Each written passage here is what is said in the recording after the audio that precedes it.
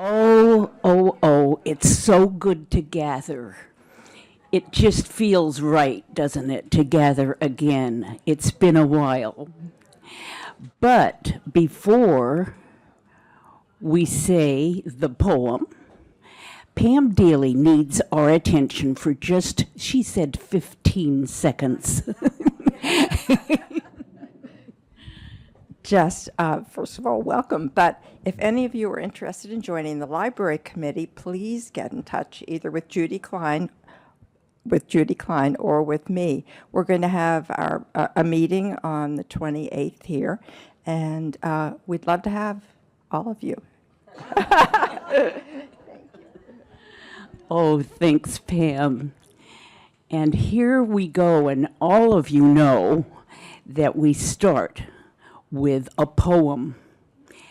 And we'll say it, I say a line, and you say a line. Right, right, right. Until you get it right. Then read a line. And that line was wrong.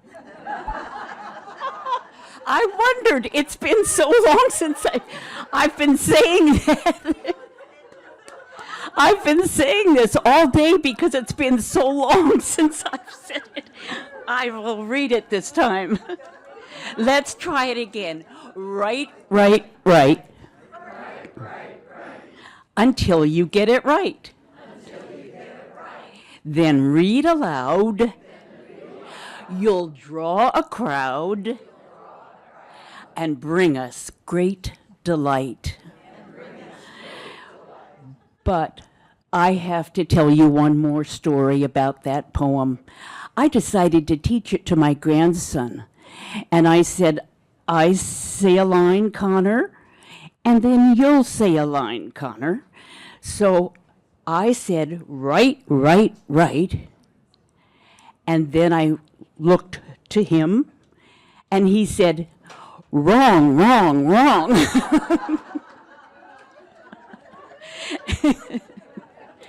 So, and you do know that I have to say it, Linda, that our wonderful Paul Niebank wrote that poem, so it's with us. Okay, this week we have Nancy Bardeen and Ellen Leggett, and I've been thinking about the connection between reading and writing. They're both a process, but how are they connected? And so my question to the readers this week was, start at base one. Are you reading or are you writing right now?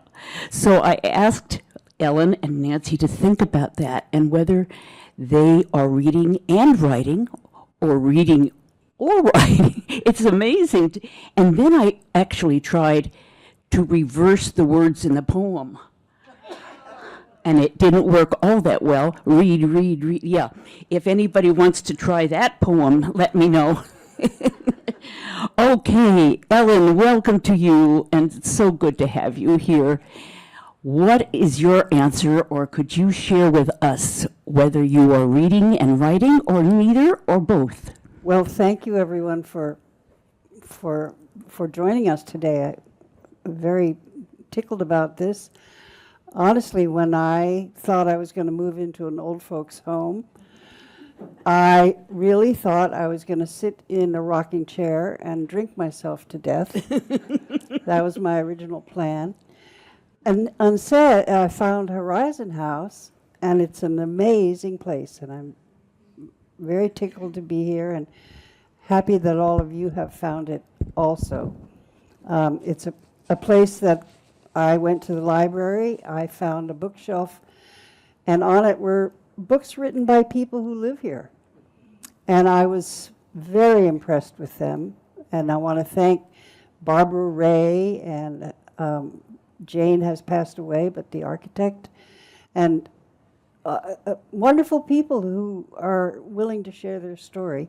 And a little light bulb went off, and I thought, I have a manuscript upstairs that I wrote 50 years ago, and it's in typewriter form.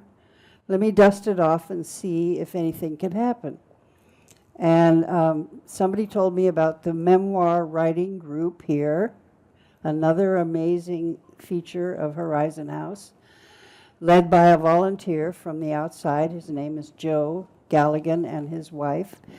And they come every Thursday, and they hide down in the basement of the F level of the West Wing, and they will meet with you, and they will help you write your memoir. You know, you've seen stories where the little kid goes over and says, "Grandpa, will you tell me about the time you fell off the horse?" or whatever. And you also know that it's true that you wish you had asked your grandparents about those stories. And why didn't you? And now they're gone. They're gone for that generation.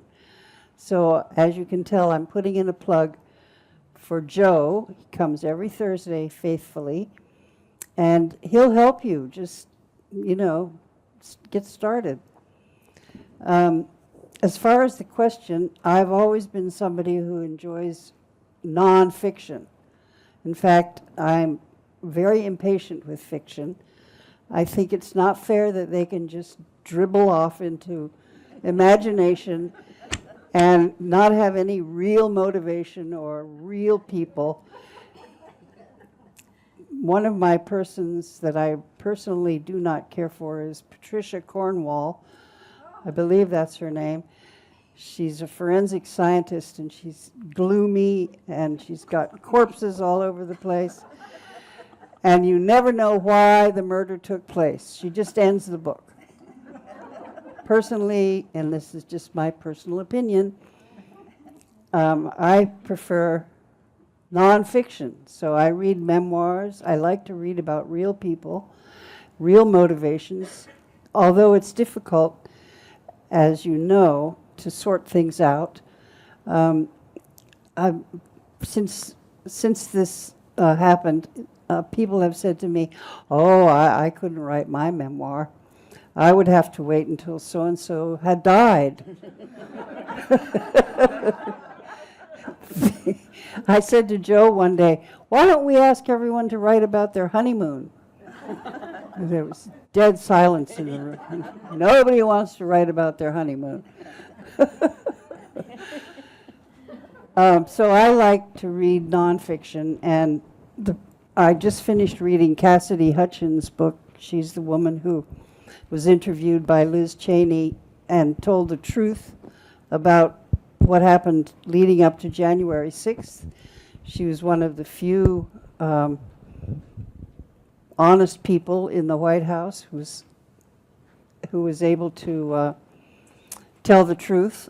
I never thought I would read a book by Liz Cheney because from my point of view, she's far to the right of my politics, but she's an honorable person. I'm reading her book right now. And we're living through a very challenging time, as you all know. And I'm not going to say anything else except I was impressed with Joe Biden. He told the truth. We are living in a very challenging time, and there are bullies in the White House, bullies. And any of you who have had a childhood, you've probably encountered bullies. And Joe Biden did. He stuttered.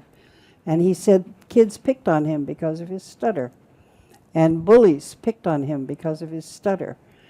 And so I'm doing a little patriotic flag waving here. Now I'm going to read from the book. Yes, Ellen. I love the title, Growing Up Down Under. And everybody knows where down under is. Australia. Okay, thanks, Ellen. Yeah, and there's some books back there you're welcome to take home. And if you would like a copy, just put a note in my cubby with your name and where you live, and I'll put a book in your cubby. I'm going to read about the time when the movie Rebel Without a Cause came to the little town near us in Australia. I lived in Canberra, Australia, which at the time was a very small, out of the middle of nowhere place. It's the capital. It was chosen as the capital because when they got together to vote, everybody voted for their town first, Sydney, Melbourne, and you had to have 2 votes. So they all wrote in Canberra. Nobody had ever heard of Canberra. They all figured, no, they would never. So consequently, Canberra got all the votes. And Canberra wound up being the capital. And believe me, it was in the middle of nowhere back then. But the movie came to town, Rebel Without a Cause. James Dean, Natalie Wood, Sal Mineo. And it was, for me, a blast of American life in a very far, far, far away planet, which is where I felt that I lived. One day I read in the newspaper that Rebel Without a Cause was coming to a movie theater nearby. Some months before, I had read that James Dean, and I had read about James Dean in the Time magazine that we received in the mail. Time magazine was one link with America, and I read it faithfully. Photographs of James Dean captured my attention, and the story of his orphaned growing up, rebellious teenage years, and final success as a movie star in Rebel echoed my life, or at least one of my many lives. Never mind that I wasn't an orphan. I felt like one. And never mind that I hadn't yet found success in Hollywood. I planned to one day, after a brief stop for some acting lessons with Elia Kazan in New York. The middle part, the rebellious teenage years, certainly fit, and therefore I had determined to go see the movie as soon as it came to Australia. Now, some months later, it was finally here, or nearly here. It was playing in Queanbeyan, a little town about 10 miles east of Canberra. I asked my mother if she would drive us. All my friends wanted to go too, but she said no. She suggested, however, that my brother John, who was home from college for a term break, might be a candidate. I asked John. He said no. But after my mother talked to him, he said he would. We made a plan to go that Friday night. We took a carload, 2 in the front seat in addition to John, and 4 in the back seat. I wanted to be, my friend Robin couldn't go, for which I was both sad and relieved. Sad because I wanted to be near her all the time, and relieved for the same reason. Everyone met at my house at the appointed time, and John drove. I felt proud to have such a handsome brother, and pleased that our big American Studebaker held 7 so well. It was exciting to be on this adventure, far away it felt, in Queanbeyan. We watched the movie in rapt silence. It's transported us to a faraway land where teenagers were teenagers, where somebody understood the anguish of James Dean when he said to his father, "You don't understand." The setting was California, where teenagers drove cars and wore red windbreakers.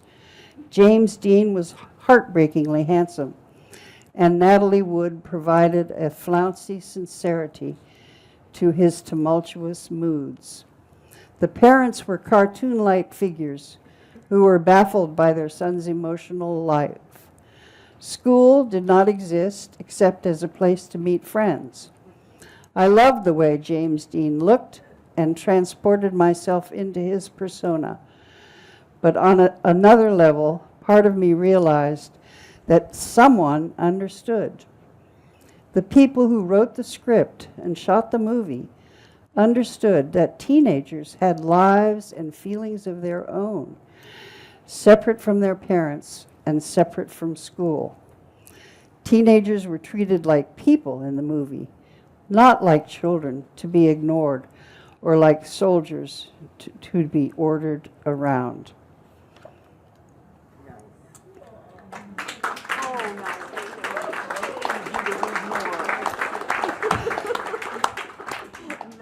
I think I've taken up a lot of time talking politics. Would you read more, or can we have questions and answers? You want to do that? Can't hear Nancy. Oh, thank you.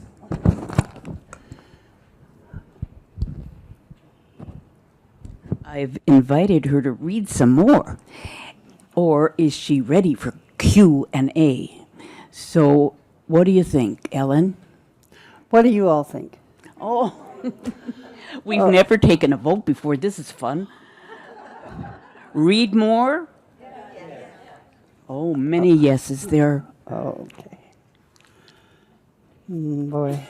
It's hard, this just on the spur of the moment, isn't it? I have to, while she's looking, this is Ellen's note. Dear friends, it's inside the book when you get the book. Writing a memoir is like a blind man describing an elephant. He feels the tail. An elephant is like a rope. He feels the tusk. An elephant is like a big pointed bone. He feels the trunk. An elephant is like a snake. My efforts at remembering leave out large parts of the elephant. This is Ellen talking.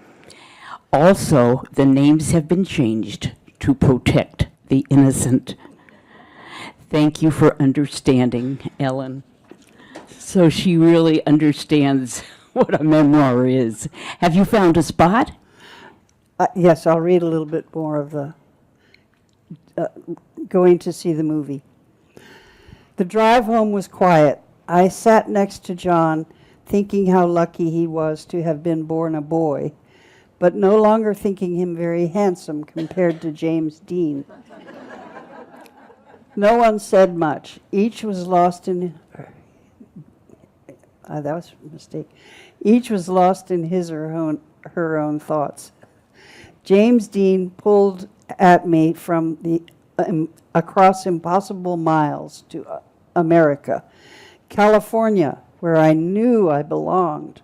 I didn't belong here in Australia, where people wore uniforms to school. I was part of a culture where people wore blue jeans to school. I didn't belong in my girl's body. I belonged in a boy's body, so I could drive a car and kiss Robin in the moonlight. I didn't belong in a school where teachers barked orders at students. I belonged in a school in California where no one went to class.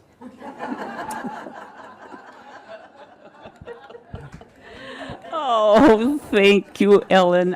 They're going to snap up these copies. I think there's only about, 8 copies back there. So snap them up and let her know if you'd like one, and there aren't any left. Now, Q&A, a question for Ellen. Who has one? Oh, good, Ina. I should have another. Is it up there? Oh.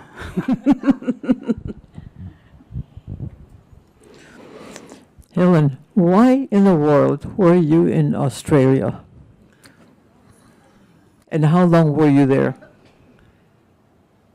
I was in Australia because my father was in the Foreign Service. He worked for the State Department, and he was assigned to Canberra as a consulate general.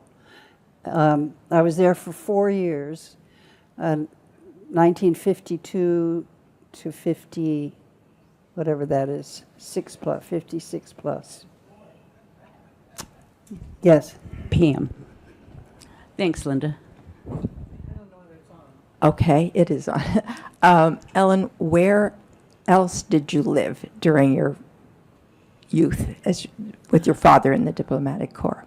I was born in Ottawa, Canada, and we lived in London, England, Stockholm, Sweden, Washington, D.C., and Singapore. And when my parents were stationed in Singapore, I went to boarding school in Honolulu, Hawaii, because they didn't really have a high school in Singapore at that time.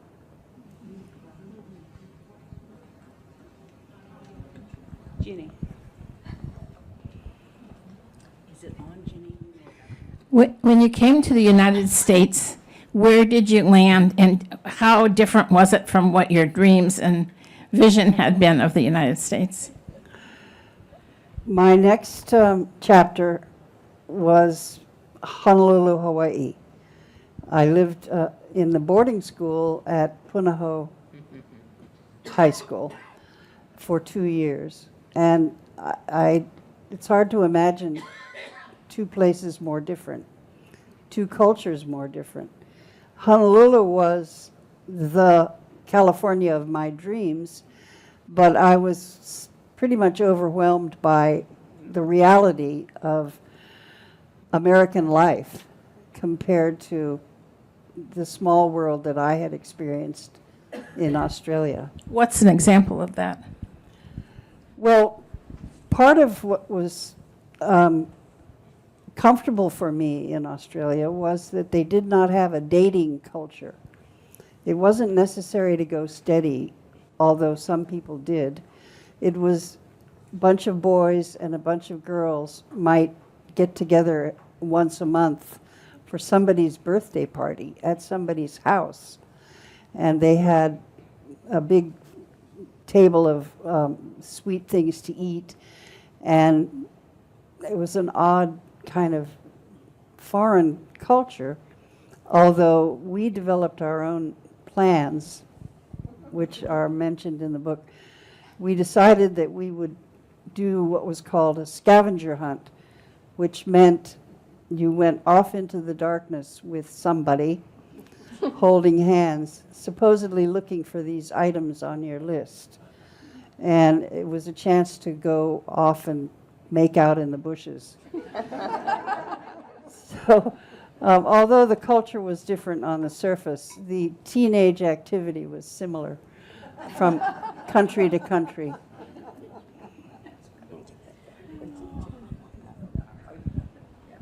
I've got one. Did you ever make it to California? Yes, I did. After I finished high school in Punahou, I went to the University of California at Berkeley.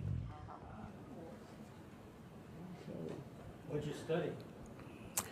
I studied art back then, and I thought about being an artist, but I realized that it was hard to make a living as an artist, and I decided to be an English teacher instead.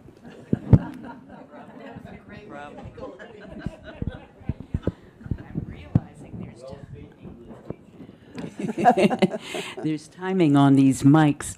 Any more questions? There's one over there. Thank you, Joan. I know you said you changed names in the book, but did you ever, when you left, did you ever feel like you wanted to write to Robin and ever tell her how you felt about her?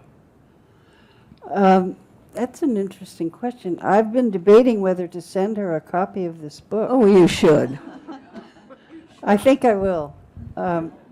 Yeah. Yeah. I think she deserves a copy. She was an important part in my life. And I'll ask a question that a friend of mine asked me. I gave a copy of the book to him to read. And he said, well, Ellen, if you had such a struggle in high school, why did you go off and get married? And I think the answer is both my former husband and I wanted to be normal. We had a strong message that you go to college, you get married, you have kids, and you have a normal life. This was back in the dark ages of 1961, 62, 63. There weren't a lot of models for anybody who was gay. My former husband turned out to be gay as well. We didn't know that. We were deep in denial and repression and pushing those childish feelings away so that we could be normal people and get married and have kids. And luckily, we have 2 fantastic kids and 3 grandchildren. And my former husband and I are very good friends now and have, journeyed along separately to where we are today. Thank you, Ellen. That's amazing. Okay. Nancy N. Like Ellen, I only read nonfiction, and like Ellen, I enjoy memoirs, also science. I read Ellen's book, and I told her, as someone that only reads nonfiction, I was really impressed. She's a good writer. I really enjoyed the book. I had one complaint that I told her about, and I'm going to bring it up again. In my perspective, she didn't finish it. There's more to the story, and when it ended, I just wanted to know what's the next chapter. So, Ellen, my question is, are you going to go back to the memoir class and start continuing wherever you want to start, whether it's 10, 20, 30 years later, and write another, quote, chapter to the book? I want to read it. Oh, let's all give that a round of applause because we want Ellen to keep writing because it is a treat to read. It just is. It's so honest, and her choice of words is so important and so real. So thank you, Ellen Leggett. Thank you.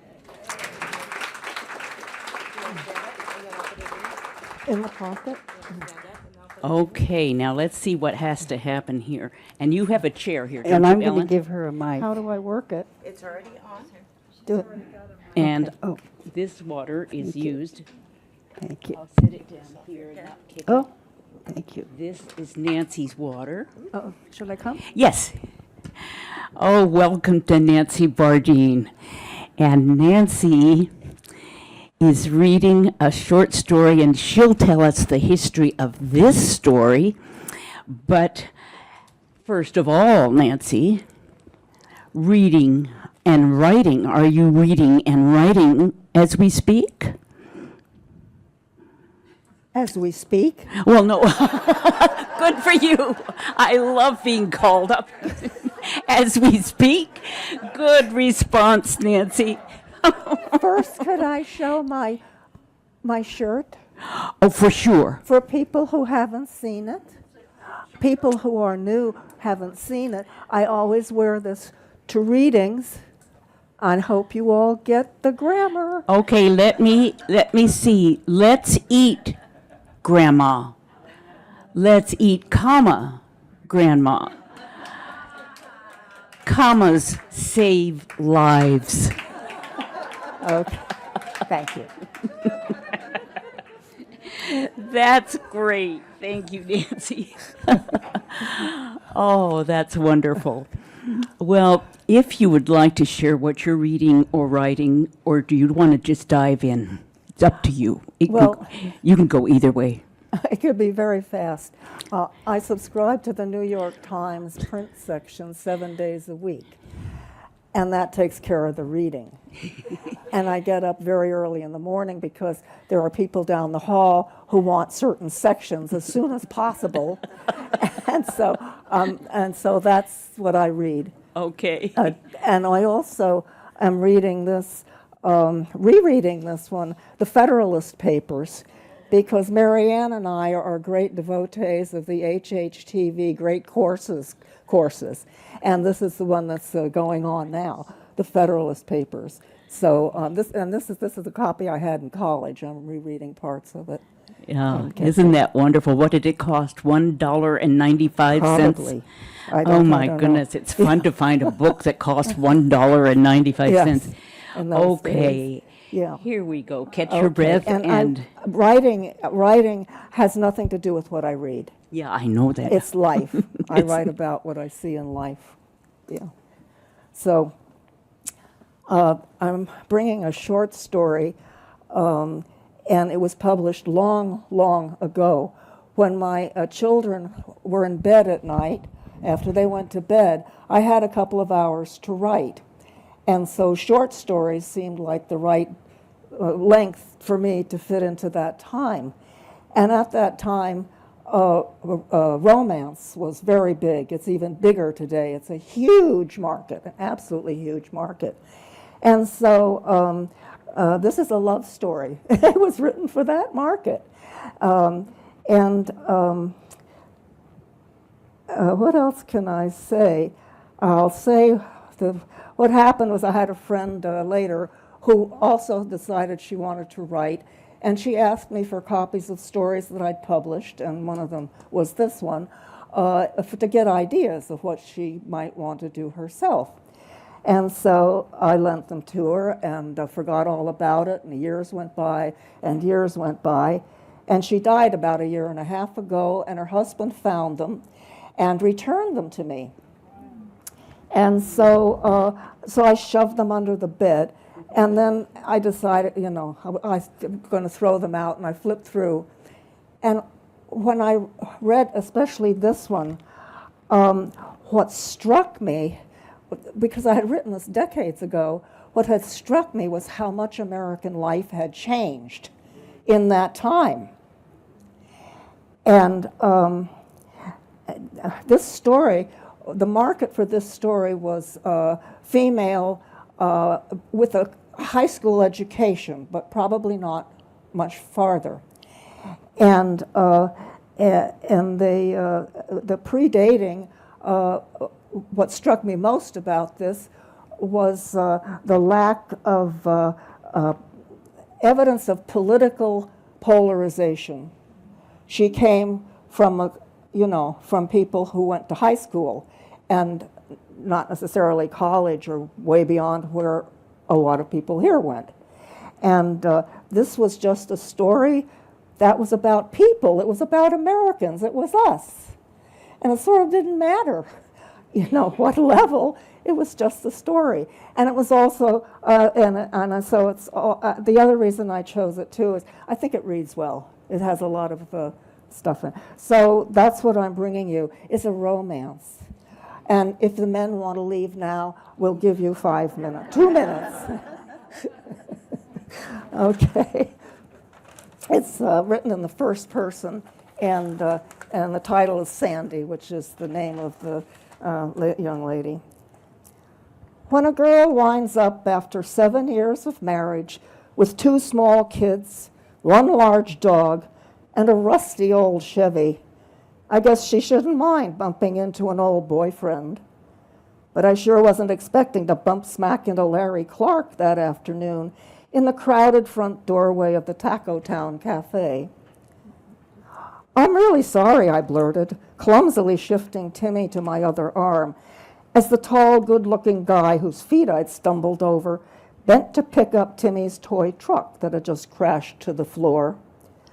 I was so busy holding the door for Melissa and her doll, it wasn't until Larry stood up again that I even recognized him.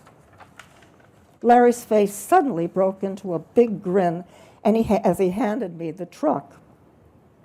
Why, Sandy Crane. He looked from Tim to Melissa and back at me. Only I guess your name isn't Crane anymore.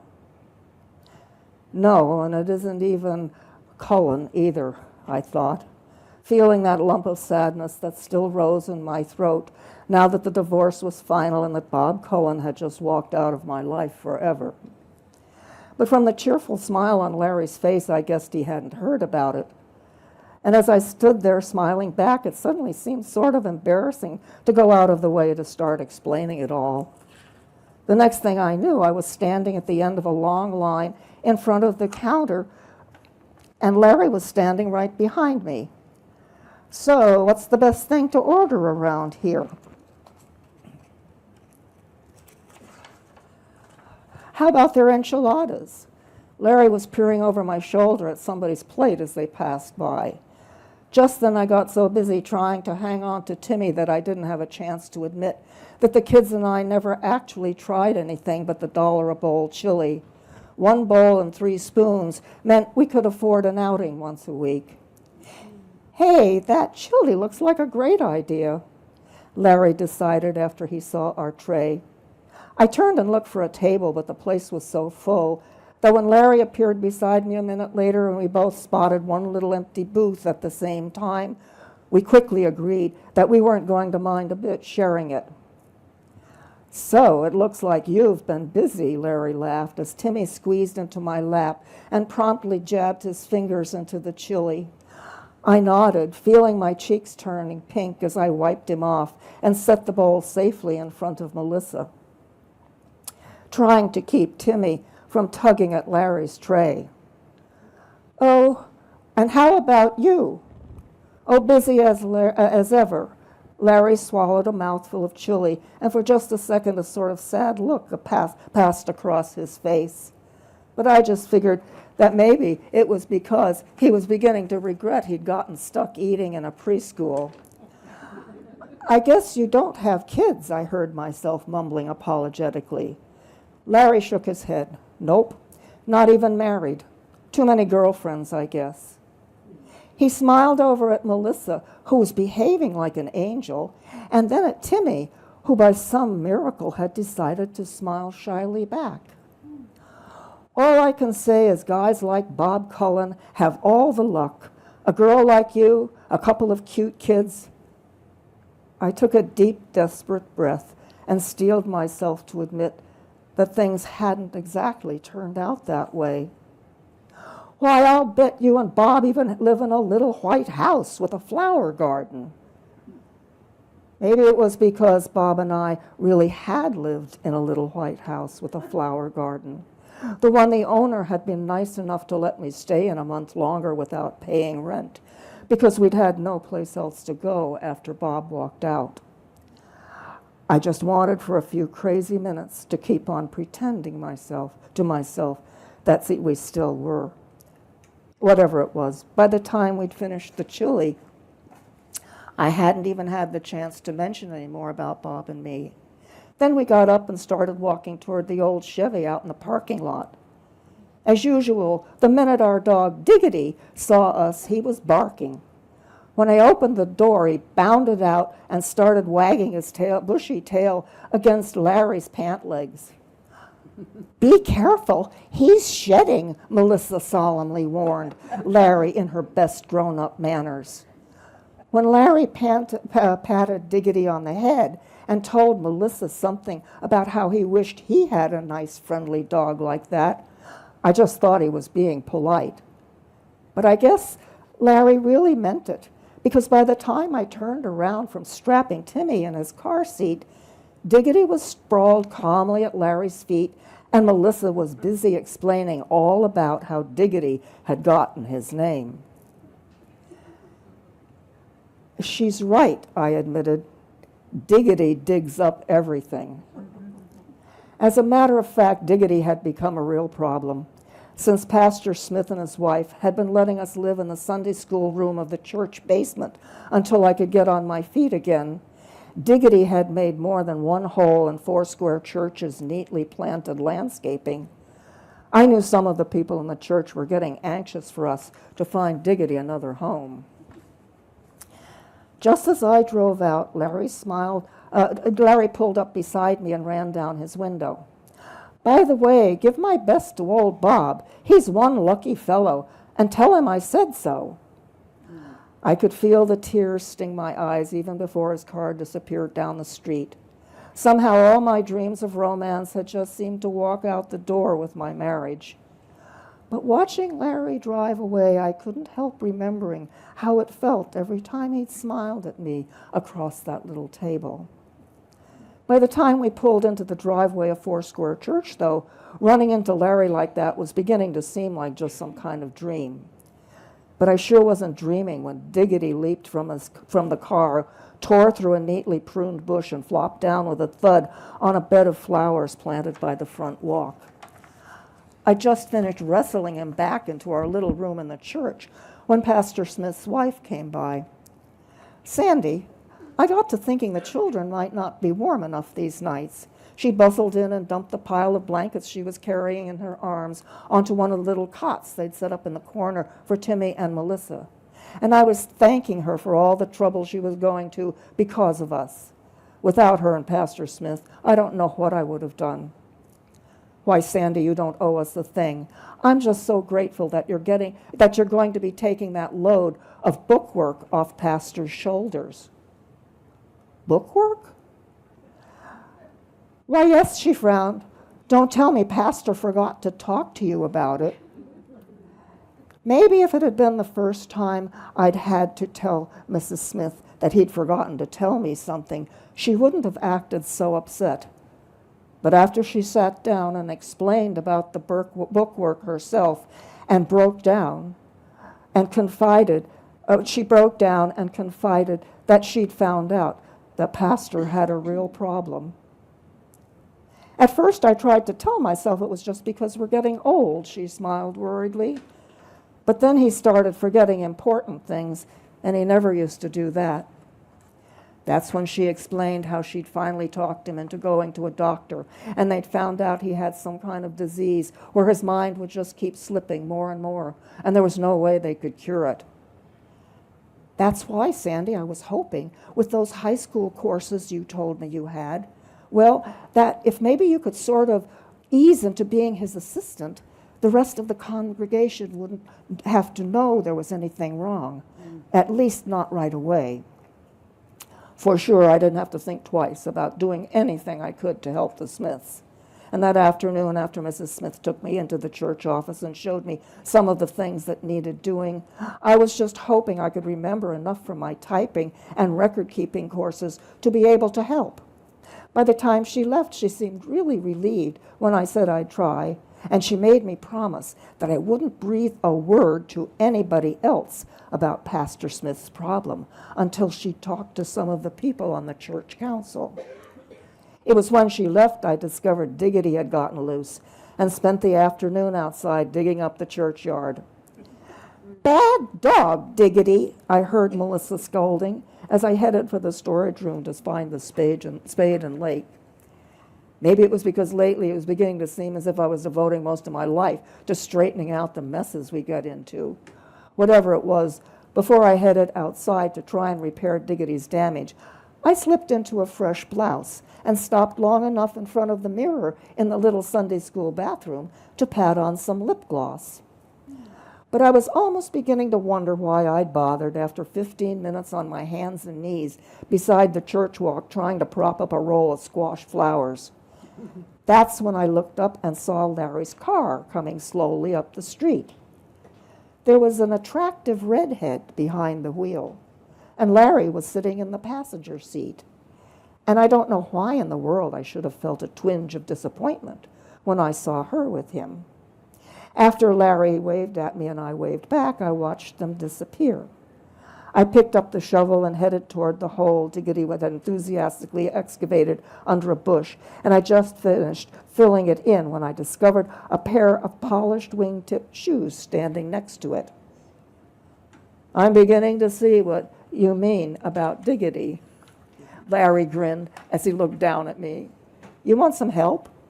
He reached to take the shovel from my hand, and without thinking, I turned around to see where the redhead was. But Larry's car was nowhere in sight. He must have read my mind. "She's gone." Larry's mouth curved into an amused little smile. "And she wouldn't be the first girl who was more interested in my car than she was in me." I stood there trying to think of something to say, but it wasn't necessary because Larry was hard at work on another row of holes, and what's more, we had company. Several members of the church council were arriving for their monthly meeting. As they came up the walk, it wasn't hard to notice the disapproval in their faces as they glanced around at the damage Diggity had done. One of them began to say that at their last meeting, they'd held a vote, and that Pastor had been instructed to inform me immediately that Diggity was no longer allowed to be on church premises. I guess they could tell from the look on my face that I hadn't known a thing about that. "What did I tell you?" I heard one of them whispering to another. "Pastor forgot. He's acting more and more confused lately." They kept glancing uneasily at each other, and a memory of Mrs. Smith's kind old worried face flashed through my mind.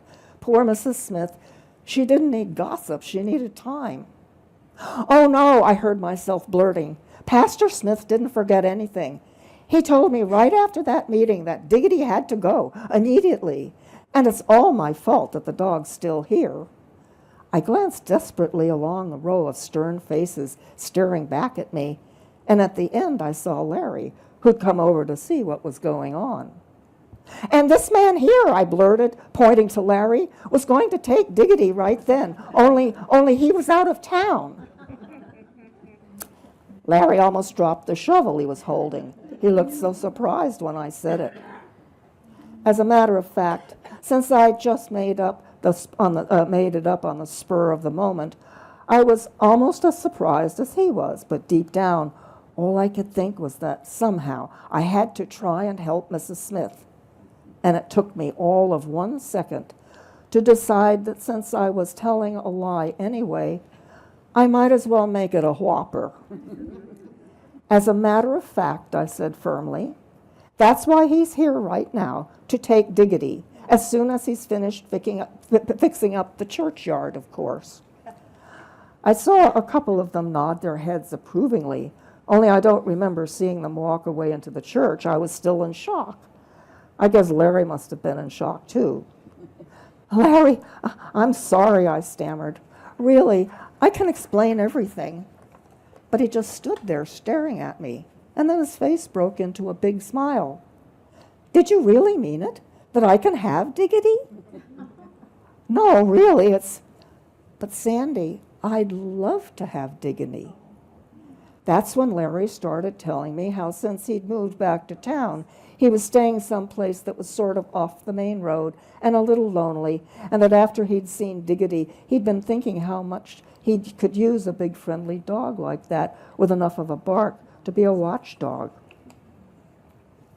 When we were finished with Diggity's hole, we flopped down under a tree to rest while Melissa and Timmy and Diggity rolled around together on the grass.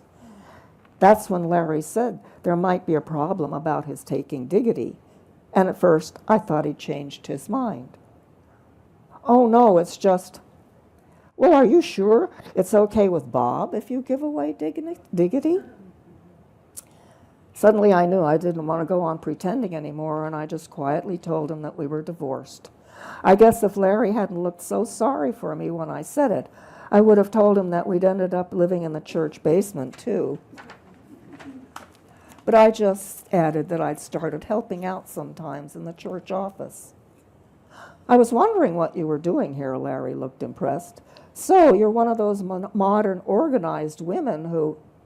I couldn't help laughing when he said it, and I quickly assured him that anybody who spent as much time as I did chasing after a dog like Diggity couldn't possibly understand the first thing about organization. Well, you can leave Diggity to me, Larry said. Then he whistled and Diggity came running, and I slipped into the church long enough to find him Diggity's leash and the 2 cans of dog food I had. When I came out, Larry was standing there staring thoughtfully at Diggity and Timmy and Melissa, who were busy romping together on the grass again. Then he turned to me. Well, I guess with our mutual friend Diggity here, we'll have a good excuse to keep in touch. He swallowed hard, and when he looked into my eyes, I saw something of serious and sad that I had noticed there before.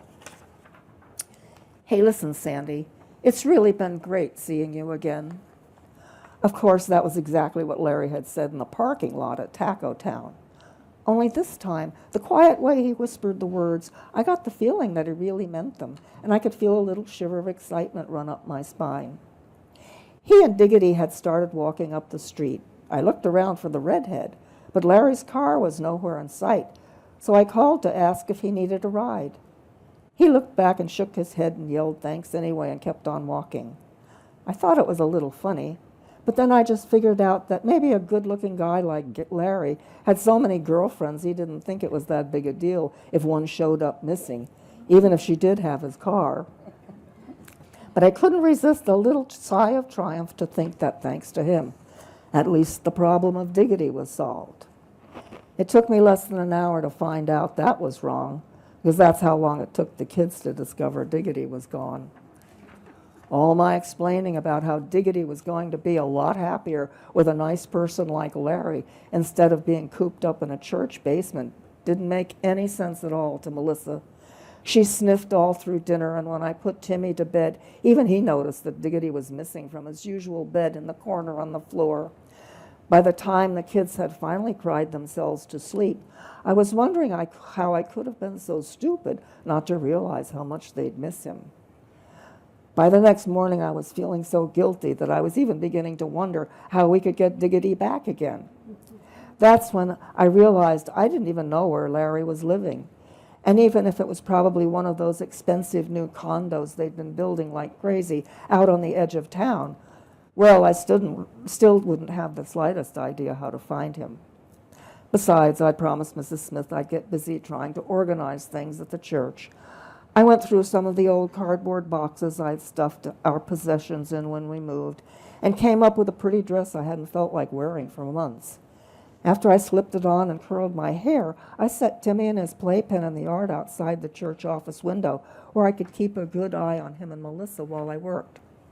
I guess it wasn't until then that I realized how much I missed Diggity, too, as a babysitter.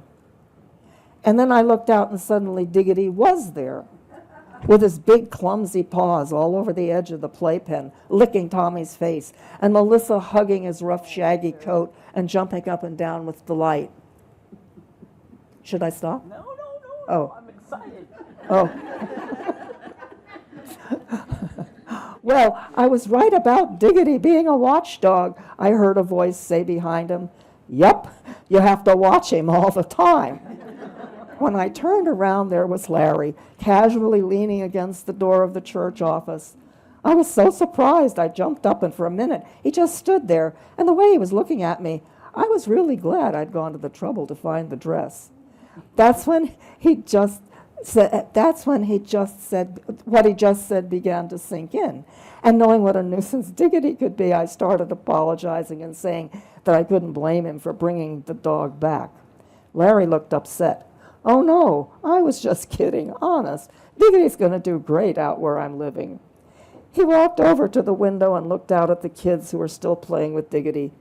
Really, one of the reasons I brought him back to visit was because, well, after I was watching them play yesterday, I started thinking that the kids, well, they might be missing him. I guess if I had to pick the time when I first knew I was going to fall in love with Larry, it would be then. Maybe he was into an exciting life of girls, cars, and condos, but when it came to kids and dogs, well, he sure had it figured a whole lot better than I did. And the other reason I came back, Larry turned around slowly and smiled, was you. When I felt Larry's arms closing tenderly around me, it suddenly seemed as if time stopped. Then our lips met, and it was as if the whole world just stood perfectly still and waited. I knew then that I was falling in love with Larry Clark. For the next few weeks, life just seemed like some kind of wonderful dream. Mornings I worked really hard in the church office. By late afternoon, Larry was there with Diggity, and we'd all wander off to a park or a playground where Larry and I sat on the grass and talked while the kids played with the dog.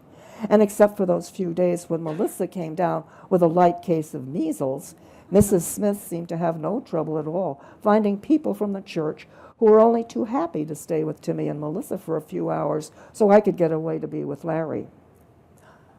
Only Larry and I never seemed to get that far away. A couple of times when we went to some little restaurant, we took the old Chevy. But mostly Larry just seemed to be into walking, and we'd go to some nearby snack bar or a neighborhood cafe. That night, we ended up at the Taco Town Cafe. We were celebrating our first-month anniversary with some exotic Mexican dish that Larry knew all about. You'll never know how much these last 4 weeks have changed my life, Sandy. When we looked into each other's eyes, I knew I wasn't hiding how much I was feeling the same way.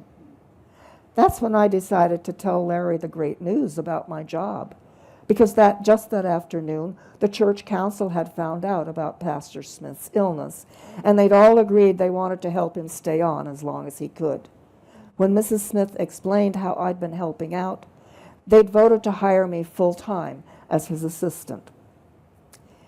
You know, Sandy, Larry said after dinner as we started slowly walking arm in arm down the street, when we bumped into each other that first day, you looked so, well, I guess that divorce had really got you down. Now you've landed a job. Well, I sure have to hand it to you, the way you got your life back together. We stopped for a traffic light. You know, I think you've almost restored my faith in women, he joked as he leaned down to kiss me. You must have had faith in women when we were in high school, I teased. At least I seem to remember you dated quite a few girls. You know, when you're a well-employed bachelor and renting a condo at a swanky address, you'd be surprised how many girls there are around who'll fall in love with your credit card. An image of the redhead driving off with Larry's shiny new car suddenly flashed through my mind. You mean they steal things? Like your car? No, Larry said quietly, like your confidence. I guess Larry was just about the last person in the world I'd ever dream of worrying about confidence. Why, it was people like me, broke, homeless, and alone with 2 little kids to raise, who had to worry about confidence. Or at least that's the way I'd felt before I'd fallen in love with Larry. After we finally got back to the church and he kissed me goodnight, I was walking on cloud 9. And the next morning when I headed into the church office and started to work on Pastor Smith's notes, I was already counting the hours until I'd be seeing Larry again that afternoon. Diggity showed up right on time. When I looked out the window and spotted him with Timmy and Melissa, I knew Larry would be right behind him, so I tried to hurry and finish. Diggity must have really outraced Larry, though, because even after I'd finished, there was still no sign of him. An hour later, I was still waiting, and by dinner time, when I went into our little basement room to turn on the hot plate and feed the kids, I was busy going over in my mind all the perfectly logical reasons for why he'd been delayed. As soon as I finished getting the kids ready for bed, I went outside to sit on the church steps again and wait. And when I saw his car turn the corner and come down the street, I ran to the curb, feeling really silly that I'd been so upset. That's when I saw the same girl I'd seen before sitting behind the wheel. Only this time, Larry wasn't with her. I sat back down on the steps and waited until dark. I watched the moon rise the same way it had last night, big and warm and friendly. Only now, without Larry, it was turning back into the same old moon it had always been, distant and cold. Diggity was sure no help either. All night long, he kept whining at the door, wanting to get out. The next morning, when Mrs. Smith arrived with a pile of pastor's paperwork for me to sort through, the first thing she noticed was that Diggity was back. Why, that's too bad the young man couldn't keep him. But then I suppose that now that you've got a paying job, you'll be able to move someplace where people don't object to dogs. But I must say that young man sure helped you out when you needed it most. Mrs. Smith was looking at Diggity, who for some crazy reason had decided to start whining at the door again. You know, in our line of work, Pastor and I can't help noticing how kind some people can be. Take that young man, for instance. Everybody could see how sorry he felt for you. Mrs. Smith left me with the paperwork and said she'd come back after she went home to fix Pastor Smith some lunch. Only I could hardly concentrate on what I was supposed to be doing because of Diggity, who'd stopped whining at the door and started tugging on my arm. For sure, when Larry showed up the first thing, he'd have to take Diggity for a run. The day was beginning to seem endless by the time Mrs. Smith came back from lunch, and when she saw how wild Diggity was acting, she offered to keep an eye on Timmy and Melissa so I could take him for a walk. As soon as I opened the door, Diggity tore away across the yard. Since I didn't have his leash, I quickly resigned myself to just letting him go. But the minute he saw I'd stopped, he'd come back and started pulling on my arm. It finally dawned on me that maybe he wanted me to follow him. And I was sure of it 20 minutes later as I ran along behind Diggity toward the new condos they'd just finished building along the river. All I had to do was follow him to find Larry, because from the way Diggity was acting, I could tell he sure knew what he was doing. At least that's what I thought until we got closer, and then he suddenly turned and ran off along the river. Even though I kept calling him, he wouldn't come back. And after a few minutes, I figured he'd gone off chasing a bird or something, and I headed for the condos, thinking that if I could only find some mailboxes or something, I could figure out which apartment was Larry's. I just started crossing the parking lot when I spotted Larry's car driving in. Then I saw the red-headed woman get out, and I stopped. She picked up a bag of groceries, and I watched her walk in one of the doors, and it suddenly hit me why Larry had never told me where he lived. I stood there staring at that door, wondering why it had never occurred to me before that he might not be living there alone.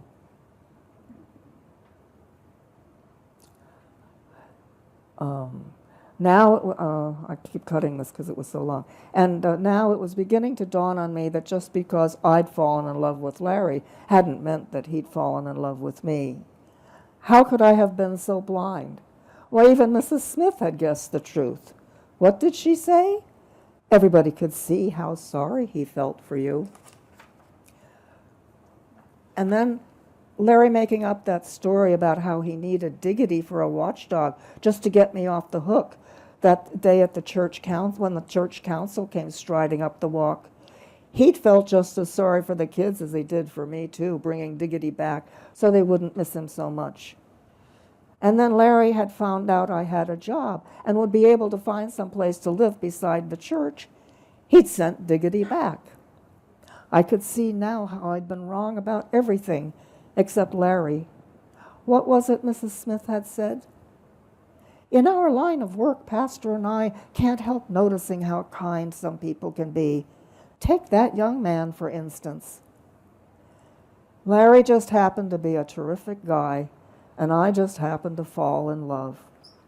Maybe if the tears hadn't been coming down my cheeks so fast, I would have had the nerve to walk up to that condo right then and thank him. Only then I thought about the redhead, and I couldn't help thinking that the best way to thank Larry was just to keep on walking. I turned and headed back, and that's when Diggity appeared out of nowhere and started pulling on my arm again. Good old Diggity. At least we have you, I whispered. But Diggity wasn't listening. He was half pushing, half dragging me down to the river. And when I tried to pull away, he started to whimper. And that's when he bounded up to an old pickup parked at the end of a barren dirt road that ran down to the water. I just figured it was probably some fishermen. Diggity jumped inside and was just about to turn, and I was just about to turn away when I heard someone say, "Good dog, Diggity." From then on, everything sort of turned into a blur. Larry was lying on the seat under a blanket, and he was really sick. I told Diggity I'd go back to the church and to get the Chevy, and he would stay with Larry. 2 days later, Larry was lying on Melissa's cot in the Sunday school room, and I was heaping blankets on him while Mrs. Smith went to find her fever thermometer. "Well, young man," Mrs. Smith smiled as she looked at the thermometer, "looks to me like you've got the measles." "He got spots just like me," Melissa agreed happily. For the next few days, while Larry started getting better, he began telling me what had happened to him after we left school. At first, he really did have a great job and rented a condo. "I thought I had it made," Larry groaned. 2 raises in 2 years, and the girlfriends. A vision of the redhead going in that door with the groceries had stuck in the back of my mind like some bad dream. "And that girl driving your car?" I blurted before I could start myself. "Not mine, hers," Larry interrupted. "She just bought it from me that day as we drove by and saw you here at the church." That's when Larry explained how he'd sold everything after he'd lost his job in order to pay off his credit card debts. He'd had barely enough to buy that old pickup at the river. Only it stopped running after the day I bought it, so I turned it into a home instead. "You mean you're living in it?" The thought of Larry lying there sick and alone with Diggity scratching all night at the door, trying to tell us, I couldn't help shivering. Larry looked embarrassed. "Sandy, believe me, I wanted to tell you about me, but, well, when a guy's been dumb enough to lose everything, and then he meets the right girl, well, it was just that I kept thinking that you'd had a lot more trouble than I'd had, only you seemed so altogether." "Me altogether?" I couldn't help laughing. And then Diggity jumped up right between us and started thumping his big bushy old tail back and forth, and we were both laughing. I guess that's when Larry and I found out that the only way either of us wanted to get it all together was to be together. And Diggity? Well, he's acting as if he's already decided that someday Larry and Timmy and Melissa and I are going to be a family. In fact, Larry and I are beginning to wonder if Diggity didn't know it all along. Oh, thank you, Nancy. Oh, I had to hold my breath, and I said, went I way hope over she. time, way over No, we're just fine. And I was saying, did Nancy choose a happy ending? Yeah. And we're all so glad you did. We haven't heard a happy ending for so long. We're going to take a few minutes for questions for Nancy Bardeen, if anybody has one, or does anybody want to know how this happened? Oh, Anne Marie. Are you writing a romance novel now? We're all waiting. Oh, no. No, I got out of the romance business. I joined the Northwest Classics Society and started riffing on Homeric heroes, making fun of Homeric heroes. Okay, anybody else? That, Huh? The Northwest Classics Society. oh my. We were reading in Greek, actually. We were learning a little ancient Greek. Not much. Boy, that's a shift of gears, Nancy, from No, I romance really- to Greek. I like studying. I'm That's not- wonderful. I'm not a Any more romance writer. questions for Nancy? We'll come back. Oh, Ginny? Well, Nancy Cope said she was thinking about the arc of the story and wondering it. Were you surprised at the arc of the story yourself, or had you thought it through a bit before you wrote it? Yeah, that's an interesting question because I get my stories from life. I don't write anything that I read. I mean, like, you know, the the Federalist Papers. You know, no, I can pick anything and make a story out of it. I mean, and Horizon House is a gold mine. Right now, I'm fiddling with one that's kind of a tearjerker that takes place in the fourth floor trash room. And Mary Ann, you're a very patient Mary- person, Mary Ann. Nancy, have you taken your own life and written My own life? your own life? Have I taken my own life? Yeah, oh. absolutely, absolutely. I'd love to hear more about My your own life. life? Pardon me? No. No. No, I don't write about my husband or my children. No. You know, No. as Oh, you they'd say, be you furious. take a section of something and develop it into a story. So there are certain things in your life that I would love to have a wider story. You know, I just make up stuff. I make up stuff. And you Oh, can good. make up things. Like Okay. you see a shadow on the wall. There are a million stories to come from a shadow on the wall. Yeah. Is it a baby lying there, frightened, that sees the shadow? And Yeah, you can follow exactly. that. Yeah. Or is there a woman looking at the wall thinking, what color should I paint it? Or is it an astrophysicist like my husband who's thinking about the colors and, you know, and the science of the colors somehow? Yeah. I mean, you can take what you see and take it any place. And it often doesn't work out, so you do something else. Yeah. Sit down, David.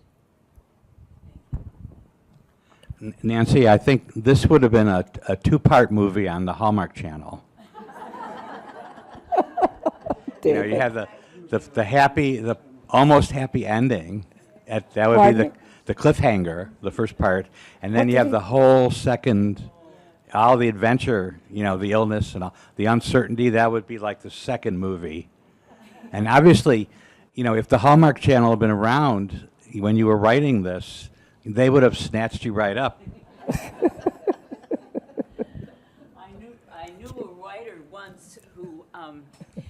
would go around every day and say, "This is material." And by that he meant, this is a story. And I think that's what Nancy meant about Horizon House. This is material. Making everybody very nervous. I used to have a good friend who lived close to me and saw a lot of the stuff that went on in my life. And this is what he used to say to me all the time when he would observe me having some sort of a scene with somebody. He'd say, "There's a novel in that, Nance." Yeah. And he said that to me. There's a novel in that. Okay. Well, thank you so much Thank for you coming, listening. and see you next month. I also want to second what you said about Horizon House and what a wonderful place it is.